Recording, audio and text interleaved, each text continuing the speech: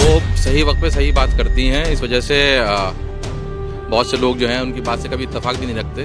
मायावती जी के पास एक plan B भी है और वो प्लान बी जो है उसकी तैयारी चल रही है, उसी के तहत ये बयान दिया गया है, वो ठीक है। हिंदू नजदीक हैं। उससे पहले बसपा सुप्रीमो के द्वारा एक अहम बड़ा फैसला लिया गया है जिसमें अकेले चुनाव लड़ने की बात कही गई है। बात करें मुरादाबाद सहित कई सीटों में 2019 के चुनाव में सपा बसपा का गठबंधन साथ में था, जिसका फायदा भी दोनों पार्टियों को मिला। सपा के और बसपा के कई प्रत्याशी जीते।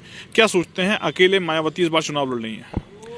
देखिए, अभी बहन जी का बयान आया है कि वो ना तो इंडिया अलायंस के साथ जाएंगी जो गठबंधन है, ना वो एनडीए के साथ जाएंगी। तो ये मायावती जी जो हैं वो एक बहुत ही बड़ी राजनीतिज्ञ हैं, बहुत बड़ी राजनेता हैं और वो सही वक्त पे सही बात करती हैं। इस वजह से बहुत से लोग जो हैं उनकी बात से कभी इत्तेफाक भी नहीं रखते। कभी कभी लोग उसका गलत मैसेज भी लेते हैं, लेकिन मायावती जी के पास एक प्लान बी भी है और वो प्लान बी जो है उसकी तैयारी चल रही है, उसी के तहत ये बयान दिया गया है, वो ठीक है। क्या सोचते हैं, प्लान बी क्या कुछ है? देखिए, प्लान बी तो सीधा सीधा है कि जो तीसरा मोर्चा है वो बनेगा और तीसरा मोर्चा जो है वो अपने दम पे पूरे देश में चुनाव लड़ेगा और तीसरा मोर्चा एक इतनी बड़ी फोर्स बनेगा जिससे देश की सरकार डिसाइड होगी कि कौन सी बननी है, कौन सी नहीं बननी है। तो और उसकी लीडर जो है वो बहन जी मायावती रहेंगी। और जहाँ तक हमें जो हमारी ख्वाहिश है, जो लोग सोचते हैं वो यही सोचते हैं कि एक दलित महिला को जैसी मायावती जी हैं उनको प्रधानमंत्री होना चाहिए।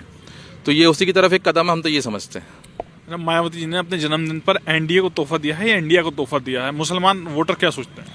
देखिए, ये तोहफा ठीक है, वो लोग समझ सकते हैं तोहफा है। वैसे तो जन्मदिन उनका, तो लोगों को उनको तोहफा देना चाहिए।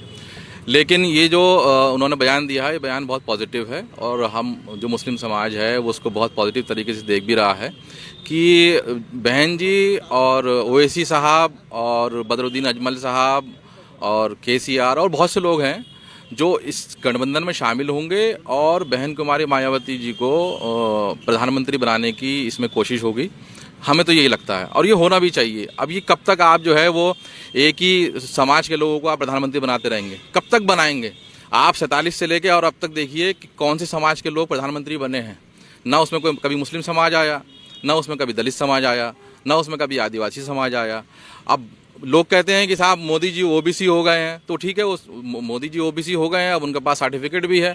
लेकिन 2001 से पहले वो भी ओबीसी नहीं थे, वो भी स्वर्ण में आते थे, वो भी अपर कास्ट हिंदू में आते थे। तो लोग जानते हैं इस बात को और वो लोग देख रहे हैं कि अब इस बार जो है वो बहन जी और ओवैसी साहब और बदरुद्दीन अजमल साहब, केसीआर साहब जी, जितने लोग हैं, ये एक नई फोर्स बने और ये चुनाव लड़े। देखिए, उसकी वजह क्या है? इसकी वजह यह है कि जो हिंदू वोट बैंक जो कहलाया जाता है, कि जो तथाकथित हिंदू वोट बैंक है, जब वो वोट देने जाएगा तो वो किस बुनियाद पर वोट देगा? अब मोदी जी कह रहे हैं कि मैं विकास कर रहा हूँ, घर घर लोगों को बना दिए, राशन दे दिया, राम मंदिर बना दिया। अब लोगों की है ख्वाहिश कि हिंदू राज बनना चाहिए, अखंड भारत बनना चाहिए, राम राज्य आना चाहिए। ये सब चीज़ें हैं। एक तरफ तो ये पैकेज है। अब दूसरी तरफ जो दूसरा पैकेज है राहुल गांधी और कंपनी का, वो कह रहे हैं कि हम आपको रोज़गार दे देंगे।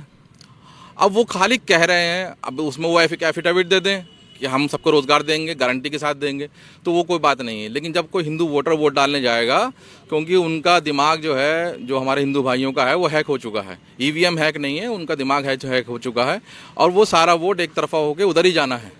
ये कितनी न्याय यात्रा निकालें या भारत जोड़ो यात्रा निकालें, इससे किसी पर कोई फर्क पड़ने वाला नहीं है। क्योंकि जब जो आम आदमी है वो जब भी वोट डालने जाएगा, वो ये देखेगा कि मुझे एक तरफ खाली विकास की बातें मिल रही हैं और एक तरफ विकास मिल रहा है और हिंदू राष्ट्र मिल रहा है, तो वोट किसको देगा वो?